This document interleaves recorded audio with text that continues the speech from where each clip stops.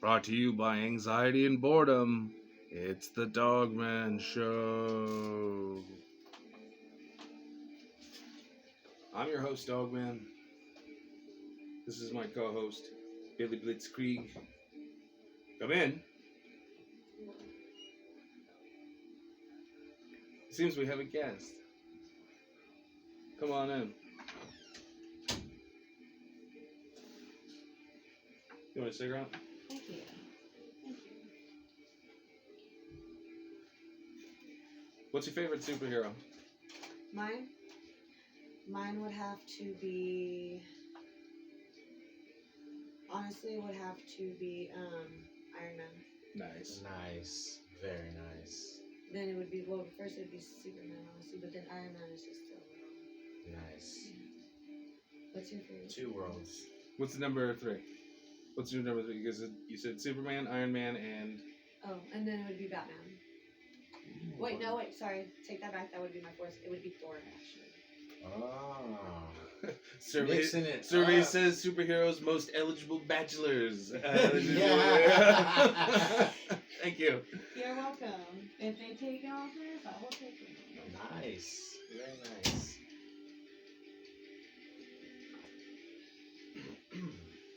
I think Thor's bi anyway, so good luck with that. Real good luck with that one. Well, I believe movies and TV and music is one of the first topics we got written up today, I believe. Yeah. What stands out? Let's start with the Suicide Squad. Oh, yeah, the Suicide Squad. I wish they would fucking kill themselves. God You damn just it. be the literal. Just, the the literal literal suicide. the murder Suicide Squad. Just don't blow each other's heads off. Murder. The Very murder nice. suicide. So they're not only just blowing each Yeah. other, blowing one's their This- own brains out. They're blowing each other. Yeah. It's Yeah, like, Well, and then we'll retitle it like an anime, like a Miike film. We call it Seppuku Squad. at least two of them smoke someone and then smoke themselves. Yeah. Full, just right across, and then whack, Joker comes and cuts their head off. It just runs up and Very nice. completes the ritual. Oh man, I got. Oh, okay. And then run it back a little bit before that. Birds of Prey. Birds of Prey. It was Yeah. cool. It was like all girl, fucking Suicide Squad bit. Woohoo to the girls, huh? It was cool. I like that they brought in some characters that like didn't get a lot of love. As Victor says, Black Mask, all that. Like they're real prominent players in Gotham and Bloodhaven, and I think also too just even bringing in Bloodhaven. That's pretty dope. Nice.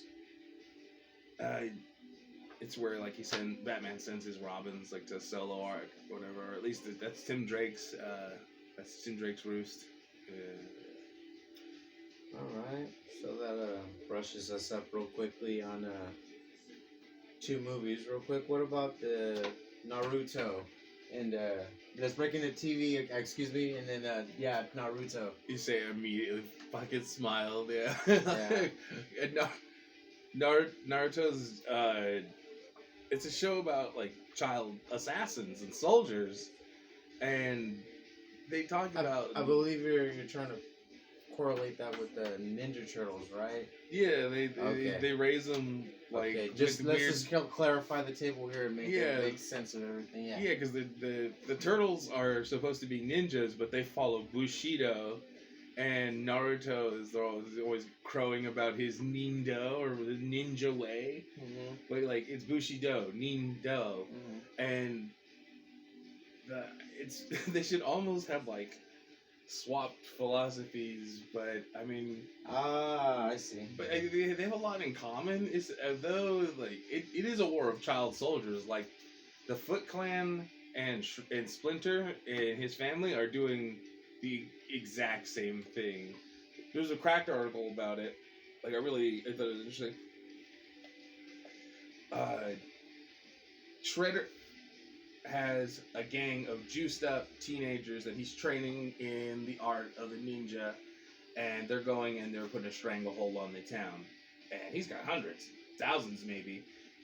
Splinter is a mutant that has 4 mutants adopted sons that are also trying to wage war the opposite directions and stop them. A war that Shredder is kind of winning.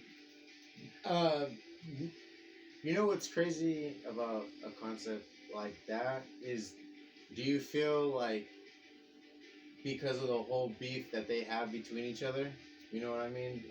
Shredder killing his master and whatnot. Like, do you feel like they're both using these 2 different setups to try to get back at each other? Like, oh no, that was absolutely why. They weren't even trying to covertly show. Like in the '90s movies, they were pretty clear about that. He hated him for killing his master. Yeah. Yeah, that was a really good one. That was a real good one.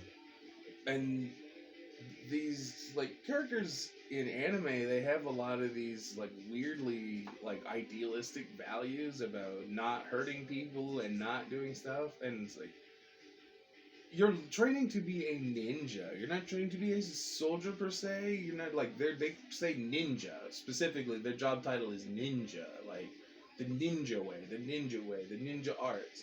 Mm-hmm. But the turtles never attack an enemy that's down. No matter what, they will not hit somebody that's down. If you'll notice, like rarely, if ever, they will attack somebody that's down. Either flee or let them get back up. Yeah, they like throwing weapons sometimes or whatever. But yeah, they follow a lot of like honorable samurai crap.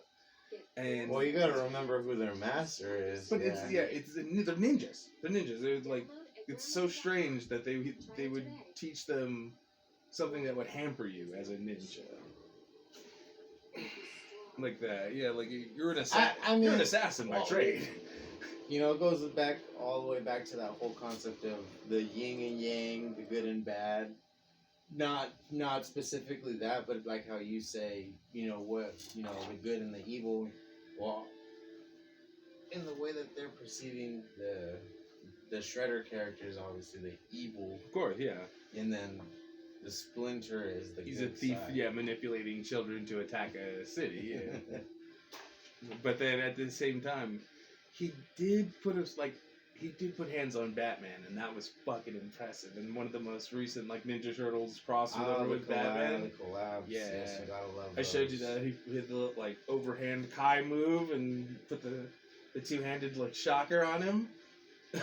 Man, so these are 2 totally different school techniques that are going. Because Batman's a ninja too. Yeah, I was gonna say those points on Batman's arm are the same thing as Shredder's, but they face the other direction. So you would say his technique would be more related towards Shredder's technique, or?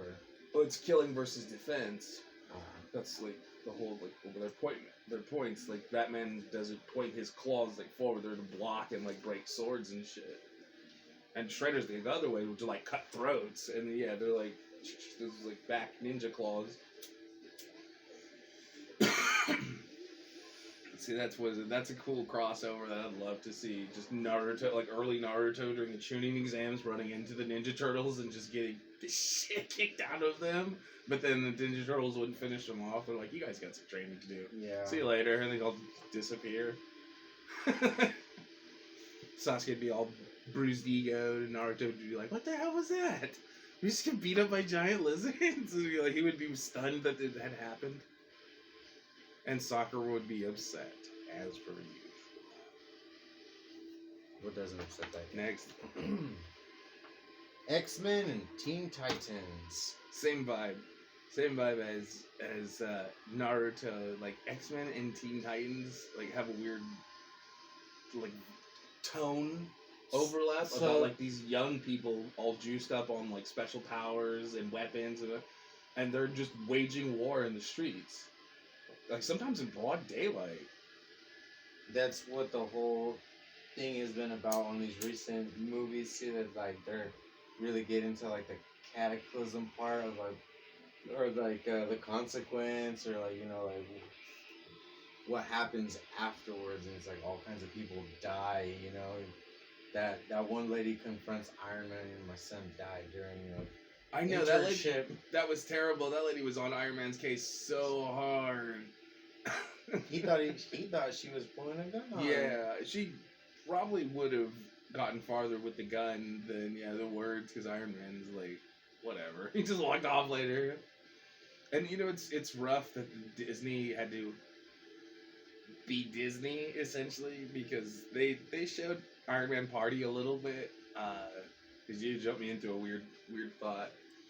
Iron Man is one of the most legendary alcoholics in all of comics. Mm-hmm. Like, he's known to get piss your pants drunk while wearing the suit and still go do shit, like flying around. It was made real clearly in one of the movies. In the second one, but he's like dying, so it's played off as an excuse. But fair enough. He did that for decades. Who's to say that was the only time? instance? Yeah, they show it once. You think when he's kicking ass, he's like, oh wait, he's totally sober the entire time? Yes. Or like you think he's sober now? They had to write him out because it's just like Robert Downey Jr. is such a real character, and his life as a celebrity and as a tabloid like kind of notoriety person. Yeah. I brought up Charlie Sheen the other day too, like that kind of thing. Oh about, yeah, like, that was a good one. That was, we know women, drugs, legal shit, and it's like not being too specific or too names because like whatever, it's still a personal history. Whatever you grow, you move on. But the fact that like there are so many, I think him and RDJ and if I can. Interviewer got into it over this. He's like, when he tried to interview him about his dad, and he's like, what the fuck does that have to do with anything? We're talking about the superheroes. Like, why are you on about this? But like, he did have a weirdly interesting point. Like, I don't think there's a better person to have played Iron Man in existence, and I don't know if it's because of the next. So he was able to get more like in character because of that. I'm not saying that that's what it is. I'm wondering. Oh, if that's why, is because they I'm Robert Downey Jr. might have made like a fantastic Bruce Wayne too. Yeah, for what it's worth. Yeah.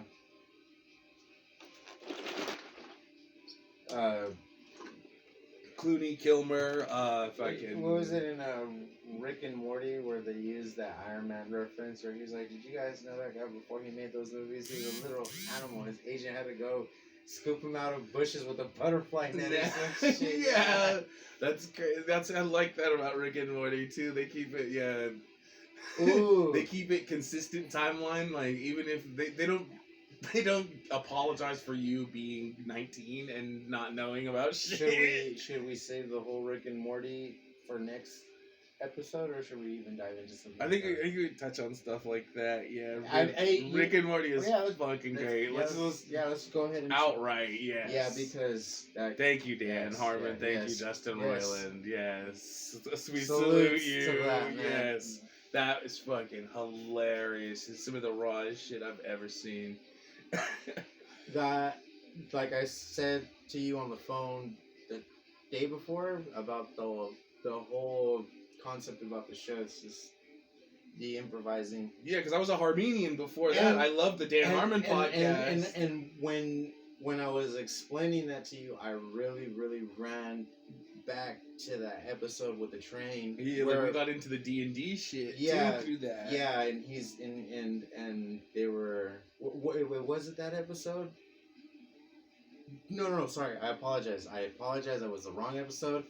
They were talking about interdimensional cable. They were watching it. Yes. They were watching it, and then that's when Morty proclaims to Rick that interdimensional cable has a more free flow to it, and then that's when Rick says, it more improvisational tone. But yeah. So that's what I straight went to when we were talking about that, yeah. But the train episode was one of my favorite episodes as well, because it was really John Oliver calling with being proud of. Would you like to ride the bone train, miss? And he's like, why are you doing this? We're all gonna die. Dude, that one was really good. He's like, I'll sacrifice myself. I don't even know why I paused like that. It was a dick move. What was it called?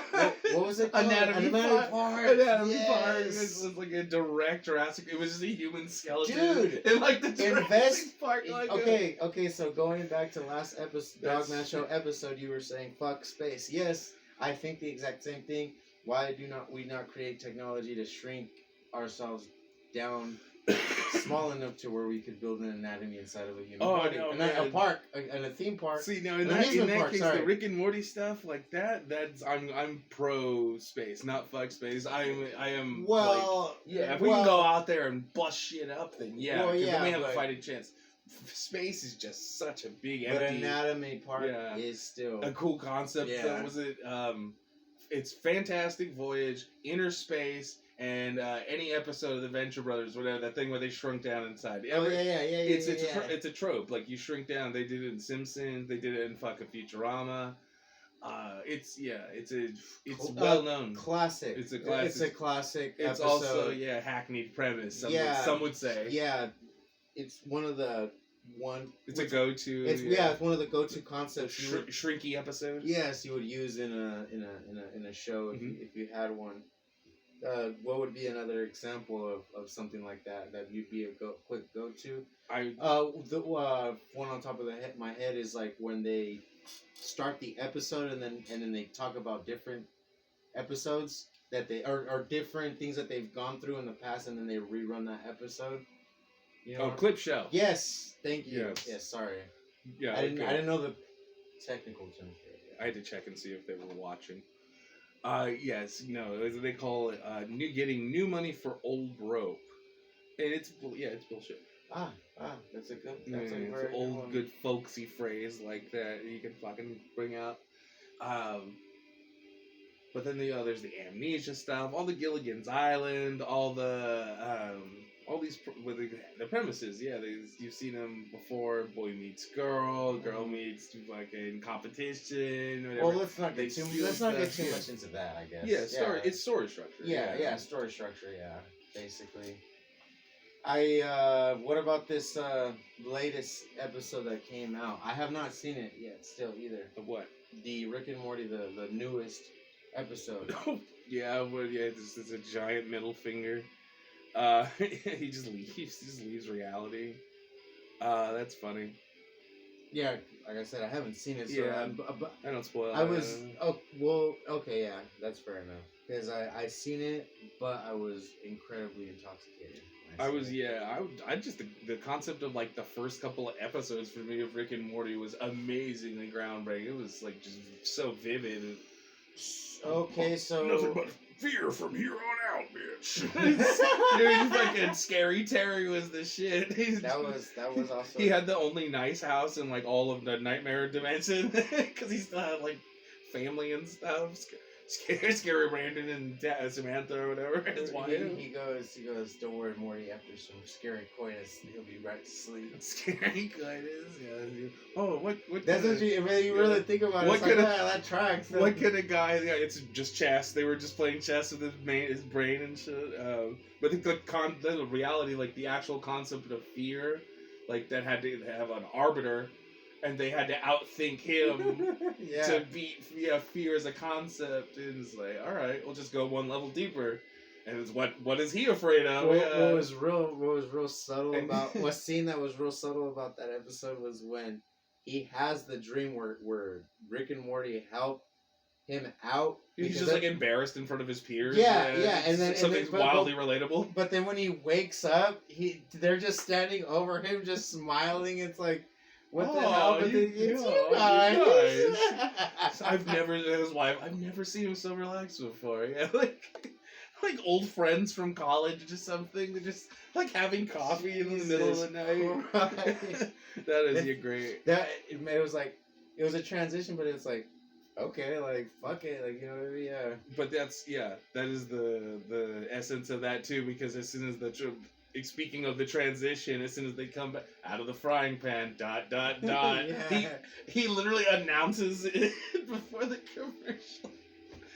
Oh man. Okay, that's as good a place as any to jump off.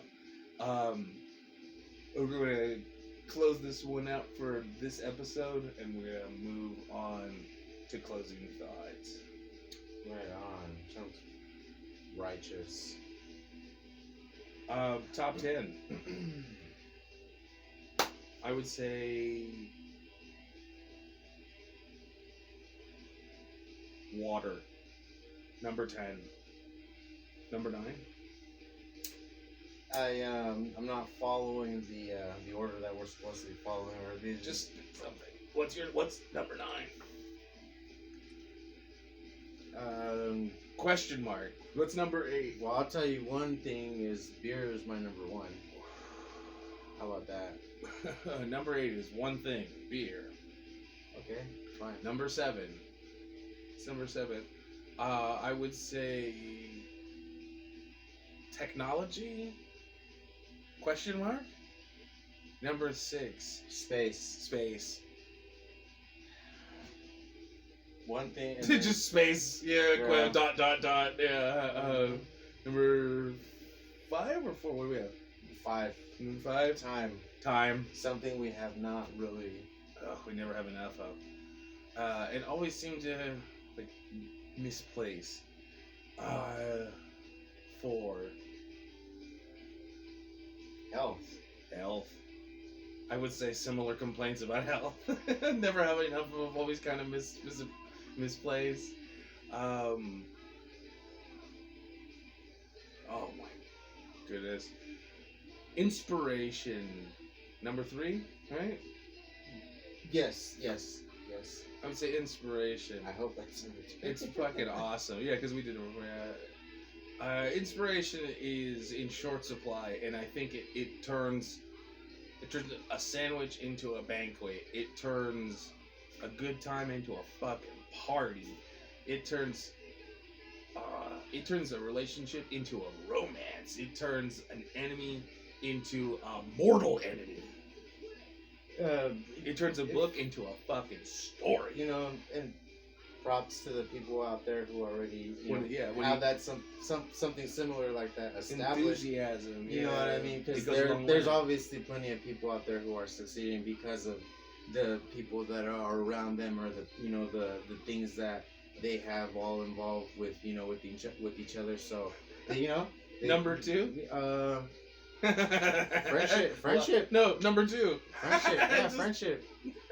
It's number 2. It's the shit. Yeah. Yeah. Friendship. It's the shit. Yeah. Number friendship and family. I guess. Friendship and family. Yeah. I mean, I think a lot of people try to avoid all that. Another thing like time and health are really a short supply and often misused and abused. And I guess if we're trying to be so cynical on the show, it might as well be all the ways. Cynical and sentimental. We can swing back and forth. The door swingeth. It can be a clock.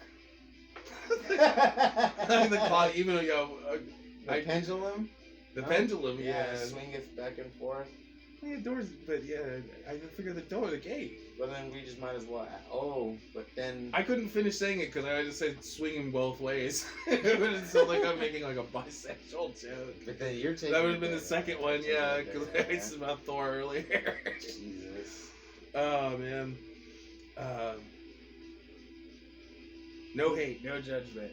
That is the final one. That is funny though. And it's just that went that there twice. Can we go? That couldn't be the final one, can it? No. And number 1. What's number 1?